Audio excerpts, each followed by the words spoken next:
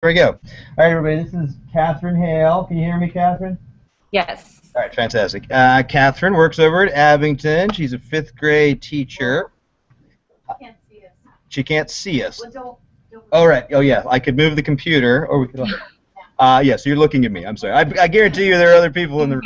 Okay. Um, okay, so Katharine, I shared the article that you wrote about extending the classroom by creating flipped mini lessons to share with your students. Would you like to speak a little bit about that process? Yeah, I guess I just wanted to talk about how it's really kind of totally changed my literacy classroom in ways that's been really helpful. So I went to that when Dr. Allington came and spoke. He said something really profound when he said that the best way for students to become better readers is to read more, or when to become better writers, they need to write more. However, he said that the lower income students, they don't have that model at home, so they need more time in class. And I was sitting there thinking, well, how in the world am I going to make more time in class for reading and writing? So flipping the reading and writing lesson actually has increased the amount of time for reading and writing independently during the class time. It's also really helped me know exactly who I need to work with and what I need to teach during the class time.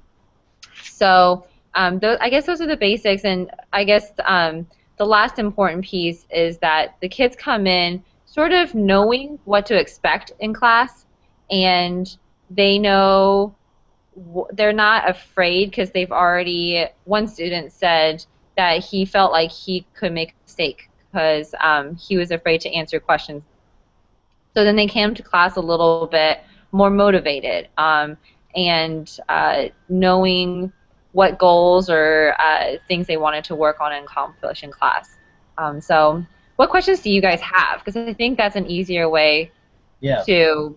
You have a question? You want to come sit in the chair so she can see who she's talking to? I have a question for you. I'll start. When you read about flipping the classroom Yeah. and creating instructional videos that kids access at home, a lot of the videos that are shared, a lot of literature out there suggests that it's appropriate for high school students, it's appropriate for middle school, but potentially it's not appropriate for elementary school. Can you give me your take on that? Yeah. Okay, so everything that I read about flipped lessons made me hate flipped lessons when I first learned about it. And the reason why I hated it is because you're just watching a video, you're just sitting there. And for little kids who have no attention span, I couldn't understand how that would be helpful. So the kind of flipped lessons I talk about is more interactive, meaning that, yes, there are parts where they're watching me and I'm modeling, but there's either during the modeling they're tapping on things or they're clicking on things, or there's always like an active engagement piece where they have to take what they've learned and they either have to post something on a digital board or collaborative board, or they have to complete just like 2 or 3 problems and share them so that I can see what they've done. So kid-friendly in the sense that it's a little bit more interactive, but like I think elementary students need the visual, and I think it's very appropriate, probably even more appropriate for our kids, because I didn't realize this until my students started watching these videos that they actually don't think the first time I teach something. When we teach our mini lessons, we always think, oh, okay, I just taught them a strategy, they've got it, but they actually now say that they needed to hear it again and again and again. So I feel very appropriate. So it gives them a chance to. Yeah. So it's interactive, and that they're never passively receiving something. They react to whatever it is that they're viewing. And then, can you talk a little bit about how you use that as formative assessment information, no matter how that Yeah. glitches your instruction. Were you able to, I guess on the article, have you shown them the digital cork boards or anything? Anybody get a chance? Like on Lino? We can pull it up via the art. Yeah.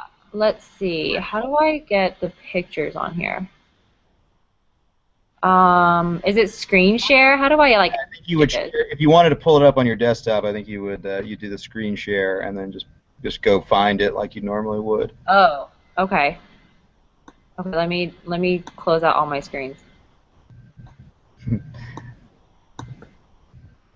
So yeah, okay, so formative assessment is the most important piece. Otherwise, I'd be wasting my time doing these lessons for no reason.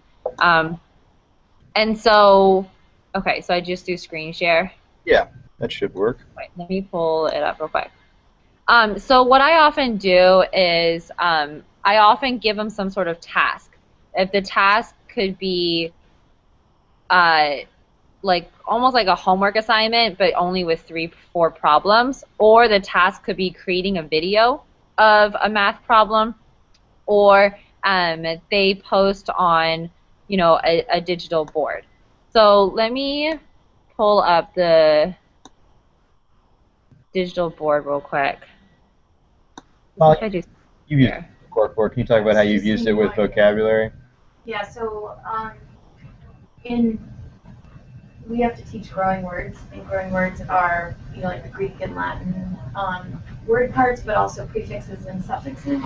And so I created these like short videos, totally inspired by Katharine, and then created a digital cork board, and kids had to, at the end of the video, they had to post an example of a word pattern that we were studying that week.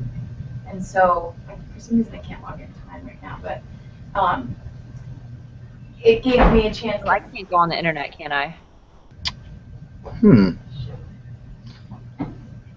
Go back and look at what they put on the board. So then I was able, so like one of the word parts that I used it for was en, the suffix en. So There we go. some kids had posted words like soften, which means to like make something more. But people had also posted words like often, which wasn't actually using the word part, and since they put their name on it, I was able to see who had it and who I needed to go back to.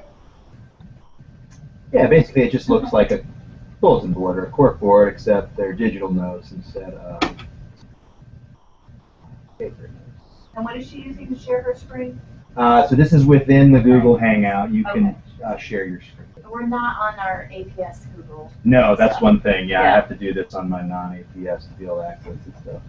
Because you got to get to Google Plus, and we can't use Google Plus ads. Okay, so can you guys see the screen? Yeah, we totally can. Okay, so this is called Linoit, and you can honestly use even if you don't flip your lessons. It's just basically like a digital board where students can post their sticky notes and they can see each other's.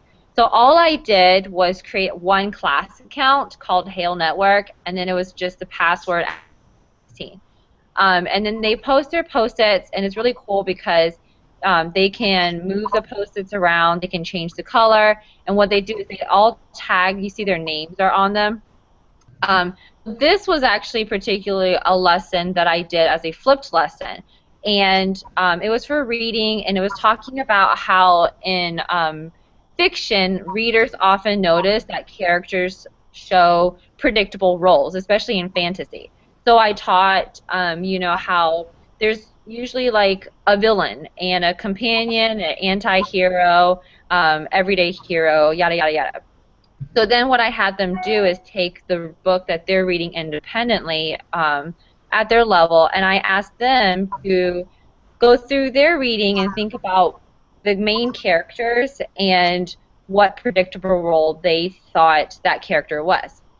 So that's what they did at home. It was very easy, but it was very authentic. So then what I got to do before they even came to class was I was able to look at this board, and for many of these I could tell, you know, the books are pretty common, that whether a student got it or didn't. And the kids don't know, but I would just move them in groups, and I would say like, okay, these kids got it, these kids don't, and then all of a sudden these kids are the ones I'm going to work with in my strategy groups or in my little guided reading groups the next day. Whereas these kids, I would either say, okay, I don't have to work with them, or I can teach them something next that they're ready to do, and maybe when I confer with them, I can do that. Does that make sense?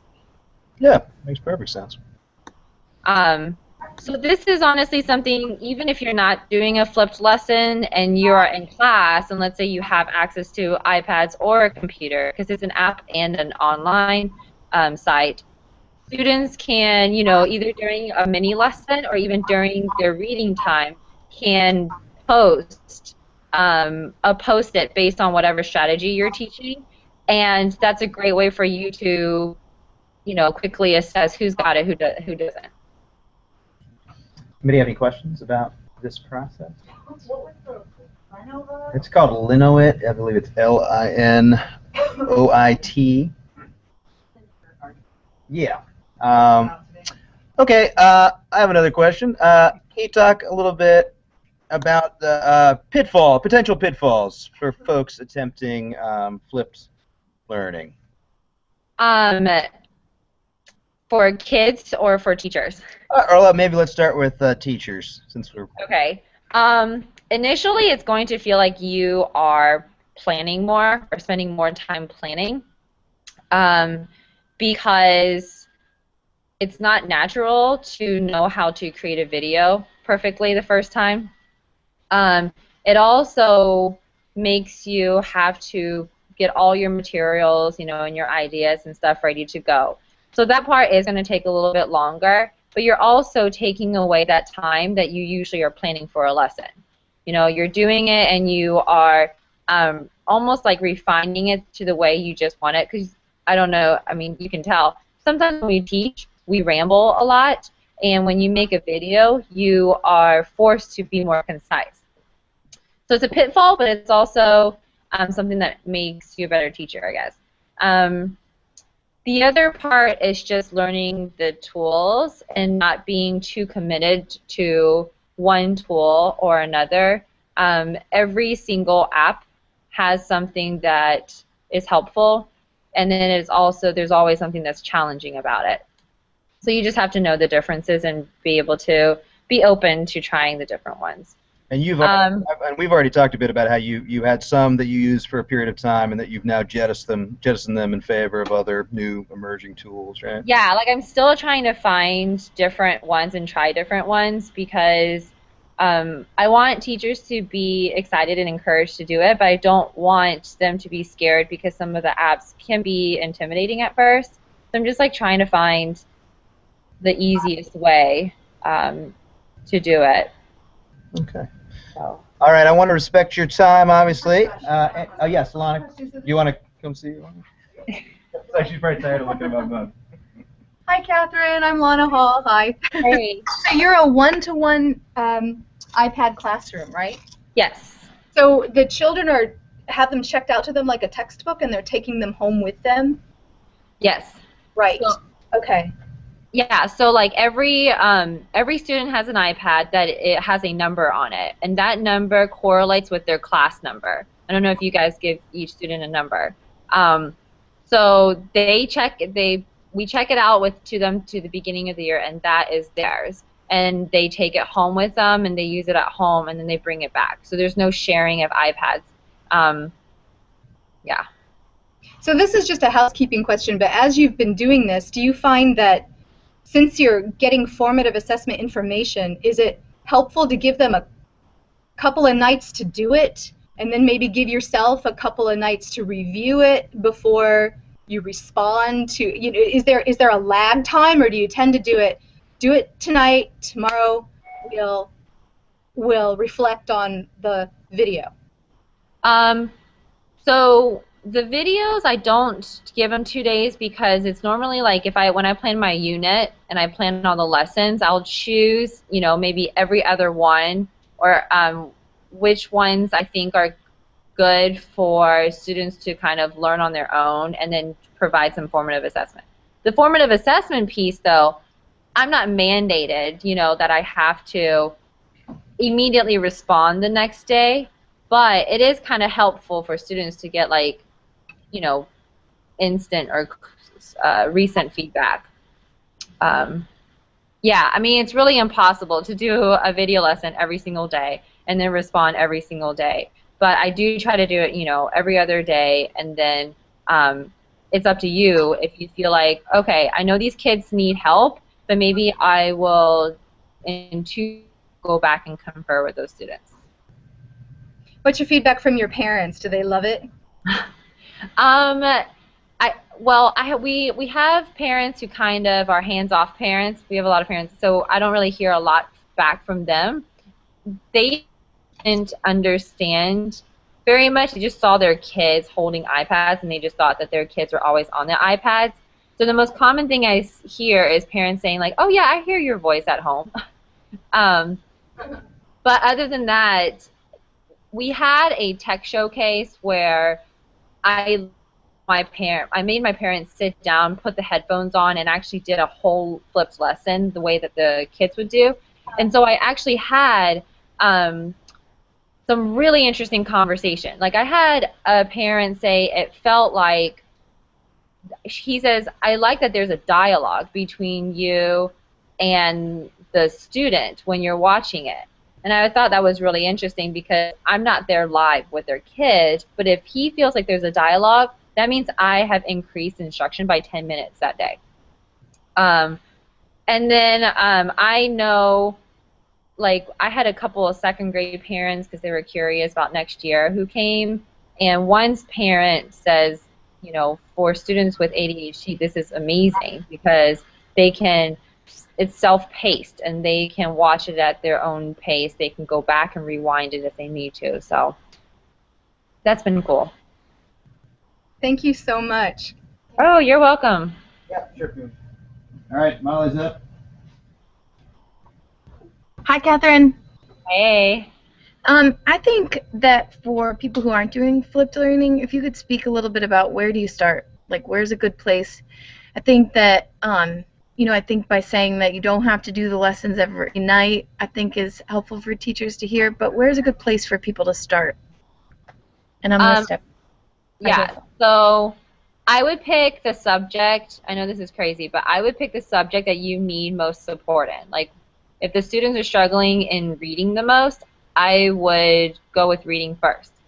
And then I would probably look through your unit and decide what standard or what concept is the hardest to tackle, because those are the ones that you would hope students would be able to go back and watch over and over and over again.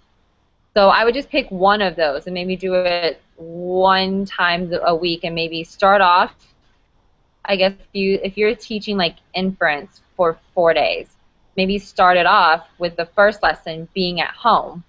And then, in class, I guess you're building on it, but if students ever need a refresher, they can go back to that one. That's also a great way to kind of get like almost a guided pre-assessment to see what they've understood. Okay, that makes a lot of sense. Yeah. Anybody else have a question? I have a quick question. Yeah, Dan's coming over. Okay. Hey, Catherine. Quick question for you. How do you know that all your students have internet access and connectivity at home so that they can access it? Yeah. So actually, most of the students, you'd be surprised how many of them have internet. Here I had 4 people who didn't have internet. And I basically told them, well, so homework is no longer like the end of learning. It's more like the beginning of the learning cycle. So I just said, if you don't do your flipped lesson, then you're going to come to class not ready to do whatever activity or engagement we're doing. So then they would have to do it. So I said, you need to do whatever it takes and figure out however, it's like tough love, to make it work. So I actually have a student who walks through the library on Columbia Pike every single day that she needs flipped lesson. And then I have 2 students who will come in the morning before school to do it because it usually shouldn't take longer than 15 minutes. And I actually had one kid who needed it so much that they are one of our free reduced lunch students, and his mom got internet for this year so that he could have it. So I think if you just make it a no option policy, Right. the kids will figure out a way to make it happen.